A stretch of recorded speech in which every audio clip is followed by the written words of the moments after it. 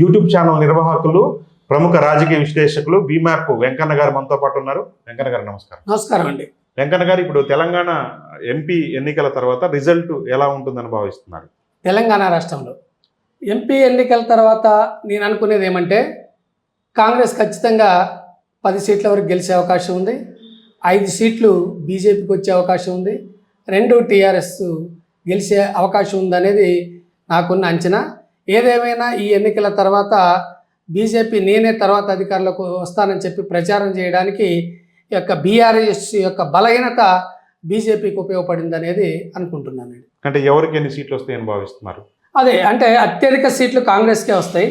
ఎందుకంటే కాంగ్రెస్లో 3 నాయకులు ఉంటే 6 గ్రూపులు ఉంటాయి జనరల్గా. కానీ ఈ ఎన్నికల్లో రేవంత్ రెడ్డి చాలా జాగ్రత్తగా వ్యవహరించి, ముఖ్యంగా ఖమ్మం జిల్లా 3 మంత్రులు ఉన్నా కూడా ఇక్కడ ప్రచారానికి కూడా రాలే. రేణుకా చౌదరి గారు ఇది టేకప్ చేసింది. ఆమె చాలాసార్లు ప్రచారంకి వచ్చింది. కాబట్టి ఎక్కడ ఏ జాగ్రత్తలు తీసుకోవాలో చాలా సమన్వయంగా చేశారు. కాబట్టి భారీ సీట్లు కాంగ్రెస్కి వచ్చి కాంగ్రెస్ యొక్క ప్రతిష్టను మరింత పెంచడానికి ఎన్నికలు ఉపయోగపడతాయి. బీఆర్ఎస్ యొక్క డేలాతనాన్ని బీజేపీ ఆ స్థానంలో భర్తీ చేయడానికి అవకాశం ఇచ్చారండి. అంటే ఇప్పుడు బీజేపీ అంటే ప్రముఖమైన సంఖ్య సాధిస్తుందని చెప్తున్నారు కదా, దీనివల్ల రేవంత్ రెడ్డి ప్రభుత్వానికి ఏమైనా థ్రెట్ ఉంటుందా? ఏముండదండి. ఎందుకంటే వాళ్ళ ఉనికిని కాపాడుకోవటానికి అమిత్ షా కానీ నరేంద్ర మోడీ గారి ఎక్కువ సార్లు వచ్చారు. ఎందుకంటే వాళ్ళ అభద్రతతోటే ఇక్కడికి వచ్చారు. మిగతా రాష్ట్రాలు ఇంకొక పరిస్థితి ఏంటంటే, నిన్న మొన్న ఎన్నికల ప్రచారంలో వేరే స్టేట్లో కూడా ఇక్కడ మహిళలకి ఆర్టీసీ బస్సుల్లో సీట్లు ఫ్రీగా ఇచ్చారు అనే అంశం వేరే రాష్ట్రంలో ప్రధానమంత్రి చెప్పే పరిస్థితి అంటే, వాళ్ళ అభద్రతతోటి ప్రచారం ఎక్కువ చేశారు. వాళ్ళ గతంలో 4 ఉన్నాయి, ఇప్పుడు 1 పెరిగే అవకాశం ఉంటే గొప్పే.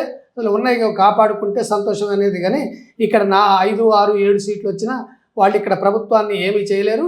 వాళ్ళ భావజాలమే ఈ తెలంగాణ రాష్ట్రంలో తక్కువ. కాబట్టి ఆ పరిస్థితి కనుచూపు మేరలో అంచనా వేసుకోవటం కూడా పొరపాటు అవుద్దండి. ఇంకొక ఆసక్తికరమైన విషయం, బీఆర్ఎస్ 3వ స్థానానికి పడిపోద్ది అంటున్నారు కదా, ఆ పార్టీ ఫ్యూచర్ ఎలా ఉండబోతుందండి? ఖచ్చితంగా బీఆర్ఎస్ 10 సంవత్సరాలు దుర్మార్గ పరిపాలన, అది సద్వినియోగం చేసుకోగా దుర్వినియోగం చేసుకొని రాజకీయాల్లో హత్యలు ఉండవండి, ఆత్మహత్యలే ఉంటాయి. ఆత్మహత్యలు అంటే వాళ్ళ యొక్క నియంతృత్వ పరిపాలన వాళ్ళకి ఆ దారి తీసింది. కాబట్టి దాన్ని రక్షించే వాళ్ళు ఎవరు లేరు.